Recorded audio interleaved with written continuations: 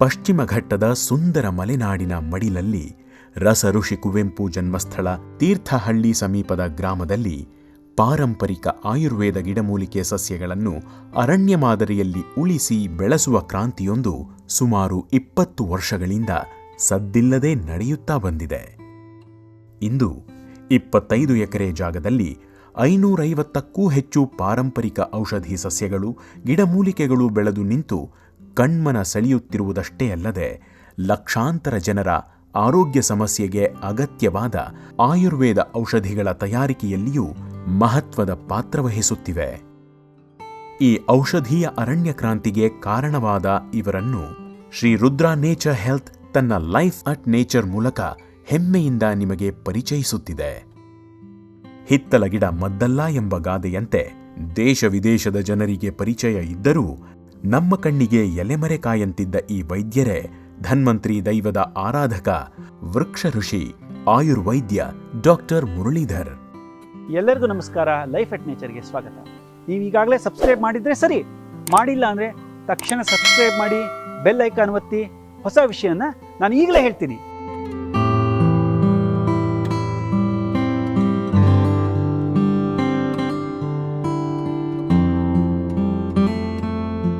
ನೋಡಿ, ನಾನು ಸುಮಾರು 24 ವರ್ಷ ಆಯಿತು ನಾನು ಪ್ರಾಕ್ಟೀಸ್ ಮಾಡ್ತಾ. ನನಗೆ ಒಬ್ಬರು ಪೇಷಂಟು ನಮ್ಮ ಹಳ್ಳಿಗೆ ಬೆಂಗಳೂರಿಂದ ಹುಡ್ಕೊಂಬಂದು, ಏನಂದರೆ ಭಾಳ ದಿನದಿಂದ ಕೆಮ್ಮು, ಉಬ್ಬಸ, ಬಹಳಷ್ಟು ವೈದ್ಯರ ಹತ್ರ ತೋರಿಸಿದ್ದಾರೆ, ಸುಮಾರು ವರ್ಷದಿಂದ ಒದ್ದಾಡ್ತಾ ಇದ್ದಾರೆ, ಸ್ಕೂಲ್ಗೆ ಹೋಗೋಕ್ಕಾಗ್ತಿಲ್ಲ, ತುಂಬ ಕಷ್ಟ ಸಾರ್ ಅಂತ. ಸರಿ ಆಯಿತು, ನನ್ನ ಹತ್ರ ಬಂದರು. ಒಂದು ಸತಿ ಬಂದರು, ನಾನು ಹೇಳಿದೆ, ನೋಡಿ ನಿಮಗೇನು ಗಾಬರಿ ಆಗಬೇಡಿ, ನಿಮಗಿರೋ ಏನು ತೊಂದರೆನ ನಾನು 100ಕ್ಕೆ 100 ಗುಣಪಡಿಸ್ತೀನಿ ಅಂಥೇಳಿ ನಾನು ಅವರಿಗೆ ಔಷಧಿ ಕೊಟ್ಟೆ. ಆಮೇಲೆ ಅವರು 1 ತಿಂಗಳು ಔಷಧಿ ತೊಗೊಂಡು ಹೋದವರು ಮತ್ತೊಂದು 6 ತಿಂಗಳು 7 ತಿಂಗಳು ಮತ್ತೆ ಪ್ರತಿ ಸರಿ ಔಷಧಿ ತರಿಸ್ಕೊಳ್ತಾ ಹೋದರು. ನಿಮಗೆ ಆಶ್ಚರ್ಯ ಆಗುತ್ತೆ, ಆ ರೋಗಿ ಸಂಪೂರ್ಣವಾಗಿ ಅವರ ಅಸ್ತಮ ತೊಂದರೆಯಿಂದ ಗುಣಮುಖ ಆದರು. ಪ್ರತಿ ವರ್ಷ ಈ ಥರದವರು ಸುಮಾರು ಜನ ಬೇರೆ ಬೇರೆ ಆಸ್ಪತ್ರೆಗೆ ಅಡ್ಮಿಟ್ ಆಗೋರು, ಅಥವಾ ಪ್ರತಿದಿನ ಇಂಜೆಕ್ಷನ್ ತೊಗೊಂಡವರು, ಅಥವಾ ಇನ್ಹೇಲರ್ ಬಳಸೋರು ಕೂಡ ಈ ಅಲರ್ಜಿ, ಅಸ್ತಮ ತೊಂದರೆ ಇರೋರು, ಪದೇ ಪದೇ ಸೀನು ಬರೋರು ಔಷಧಿಗಳಿಂದ ಗುಣಮುಖ ಆಗ್ತಾರೆ. ಹಾಗಾದರೆ ಏನು ಅಂಥ ನ್ಯಾಚುರಲ್ ಔಷಧಿ, ಪ್ರಾಕೃತಿಕವಾಗಿ ದೊರೆಯುವ ಅಂಥ ಔಷಧಿ ಯಾವುದು? ರಾಸಾಯನಿಕ ಹೊರತಾದ ಆಯುರ್ವೇದ ಔಷಧಿ ಯಾವುದು? ಅದರಲ್ಲಿ ಯಾವುದು ಮುಖ್ಯವಾಗಿರುತ್ತೆ ಅಂತಂದರೆ ಆ ಒಂದು ಸಸ್ಯ. ಅದಕ್ಕೊಂದು ಶ್ಲೋಕ ಇದೆ, ವಾಸಾಯಾಮ್ ವಿದ್ಯಮಾನಾಯಾಮ್ ಆಶಾಯಾಮ್ ಜೀವಿತಸ್ಯ ಚ. ಅಂದರೆ ವಾಸ ಅಂತ ಒಂದು ಹೆಸರು ಕೇಳಿದ್ರು ಸಾಕು, ಎಲ್ಲೋ ಅಲ್ಲಿದೆ ಅಂತಂದ್ರೆ ಸಾಕು, ನಾವು ಬದುಕೋ ಆಸೆ ಇಟ್ಕೊಬೋದು ಅಂತ ನಮ್ಮ ಆಯುರ್ವೇದದ ಸಂಹಿತೆಗಳಲ್ಲಿ ಹೇಳಿದ್ದಾರೆ. ಅಂಥ ಅದ್ಭುತ ಸಸ್ಯ. ವಿಶೇಷ ಅಂದರೆ ಇದನ್ನು ಕುರಿ ಸಹಿತ ತಿನ್ನಲ್ಲ. ಅದಕ್ಕೆ ಆಡು ಮುಟ್ಟದ ಸೊಪ್ಪು ಅಂತ ನಾವು ಕನ್ನಡದಲ್ಲಿ ಹೇಳ್ತೀವಿ, ಸಂಸ್ಕೃತದಲ್ಲಿ ವಾಸ ಅಥವಾ ವಾಸಕ ಅಂತೀವಿ, ಇಂಗ್ಲೀಷ್ನಲ್ಲಿ ಅಂದರೆ ಅದರ ಸಸ್ಯಶಾಸ್ತ್ರೀಯ ಹೆಸರು ಅಡತೋಡ ವಾಸಿಕ. ಅಂಥ ಅದ್ಭುತ ಸಸ್ಯದ ಮಾಹಿತಿಯನ್ನು ನಾನು ನಿಮ್ಗೆ ಹೇಳ್ತೀನಿ.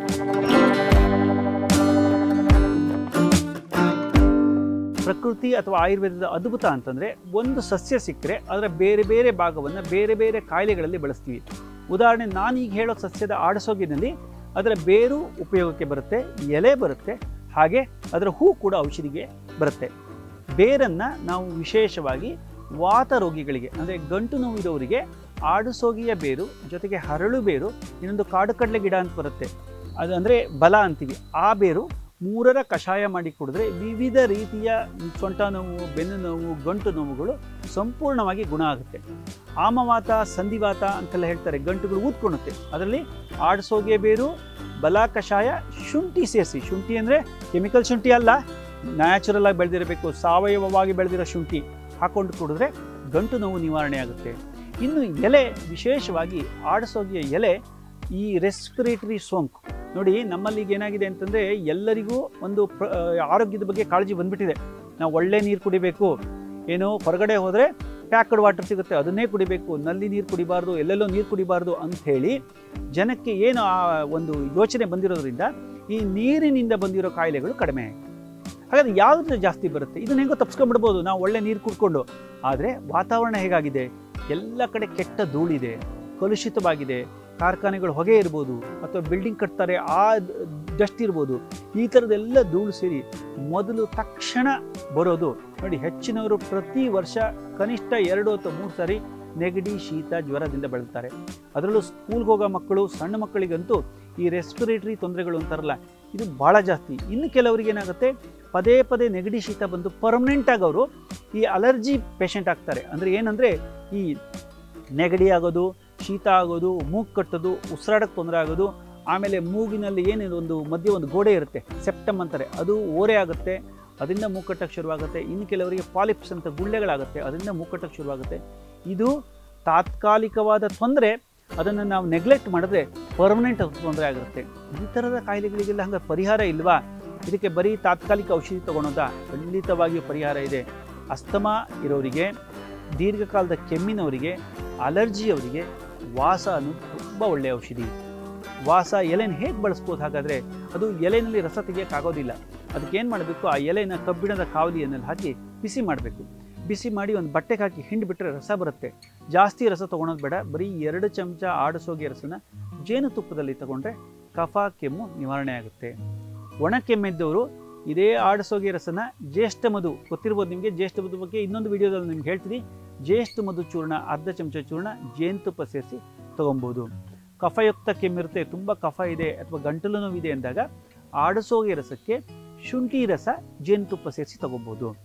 ಈ ನೆಗಡಿ, ಶೀತ, ಗಂಟಲು ನೋವಿದೆ, ಆಡಸೋಗೆ ಹಾಗೆ ಅರಿಶಿಣ, ಆಡಸೋಗೆ ರಸಕ್ಕೆ ಅರ್ಧ ಚಮಚ ಅರಿಶಿಣ ಪುಡಿ ಸೇರಿಸಿ ಬೇಕಾದರೆ ಅದನ್ನು ಜೇನುತುಪ್ಪದಲ್ಲಿ ತೊಗೊಬೋದು, ಇಲ್ಲಾಂದರೆ ಬಿಸಿ ಬಿಸಿ ಹಾಲಿಗೆ ಹಾಕೊಂಡು ಕೂಡ ಕುಡಿಬೋದು. ವೈರಲ್ ಫೀವರು ಅಥವಾ ವೈರಲ್ ಸೋಂಕಿಂದ ಬಳಸೋರು ನೋಡಿ, ಕೊರೋನಾ ಬಂದುಬಿಟ್ಟು ಎಷ್ಟೊಂದು ಜನ ಒದ್ದಾಡಿಬಿಟ್ರು.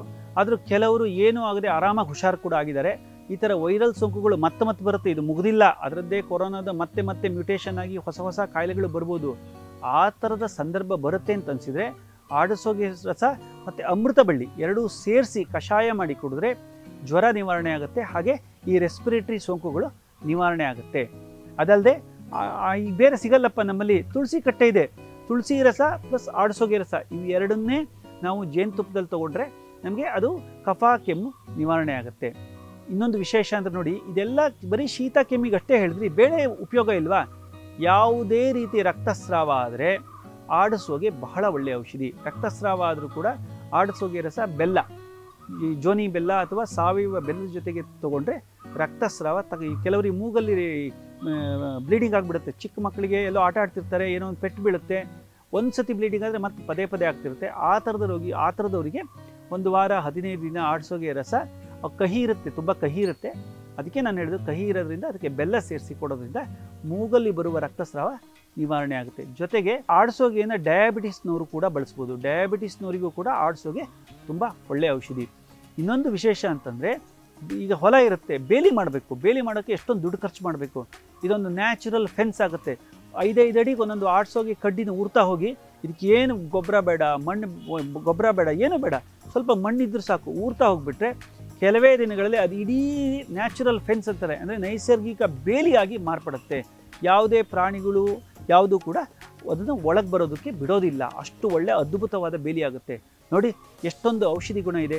ಇಂಥ ಒಂದು ಆಡ್ಸೋಗೆನ ನಿಮಗೆ ಜಾಸ್ತಿ ಜಾಗ ಬೇಡ, ಒಂದು ಪಾಟಲ್ಲಿ ನೆಡ್ಬೋದು ಅಥವಾ ಮನೆ ಬೇಲಿಗೆ ಹಾಕ್ಬೋದು. ಎಲ್ಲೋ ಹೋದಾಗ ನೀವು ಯಾರನ್ನೋ ಕೇಳಿ, ಹೂ ಕೂಡ ನೋಡೋಕ್ಕೆ ಭಾಳ ಸುಂದರವಾಗಿರುತ್ತೆ. ಆಡ್ಸೋಗೆನ ನಾವು ನಮ್ಮ ಮನೇಲಿ ಬೆಳೆಸ್ಕೊಂಡ್ರೆ ತಕ್ಷಣ ಏನೋ ತೊಂದರೆ ಆಯಿತು, ನಾನು ಮೇಲೆ ಹೇಳಿರುವ ವಿವಿಧ ಕಾಯಿಲೆಗಳಿಗೆ ತಕ್ಷಣ ಪರಿಹಾರವನ್ನು ಆಡ್ಸೋಗೆ ಒದಗಿಸುತ್ತೆ. ಅದಕ್ಕೆ ಹೇಳೋದು ವಾಸಾಯಂ ವಿದ್ಯಮಾನಾಯಂ, ಅದರದ್ದು ಹೆಸರಿದ್ರೂ ಸಾಕು ನಾವು ಬದುಕೋ ಆಸೆ ಇಟ್ಕೊಬೋದು ಅಂತ. ಇಲ್ಲಿಯವರೆಗೆ ನಿಮಗೆಲ್ಲ ನಾನು ಆಡಸೋಗೆ ಅಥವಾ ಆಡುಮುಟ್ಟದ ಸೊಪ್ಪು ಅಥವಾ ವಾಸ ಎಂಬ ಅದ್ಭುತ ಸಸ್ಯದ ಬಗ್ಗೆ ಮಾಹಿತಿಯನ್ನು ತಿಳಿಸ್ಕೊಟ್ಟಿದ್ದೀನಿ. ಇದೇ ಥರದ ಮತ್ತಷ್ಟು ವಿಡಿಯೋಗಳು ಮುಂದೆ ಮತ್ತೆ ಬರ್ತಾನೆ ಇರುತ್ತೆ. ಅಲ್ಲಿಯವರೆಗೆ ನಮ್ಮ ಯೂಟ್ಯೂಬ್ ಚಾನಲ್ನ ಸಬ್ಸ್ಕ್ರೈಬ್ ಮಾಡಿ, ವಿಡಿಯೋನ ನೋಡ್ತಾ ಇರಿ. ಎಲ್ಲರೂ ಆರೋಗ್ಯವಾಗಿರಿ. ನಮಸ್ಕಾರ.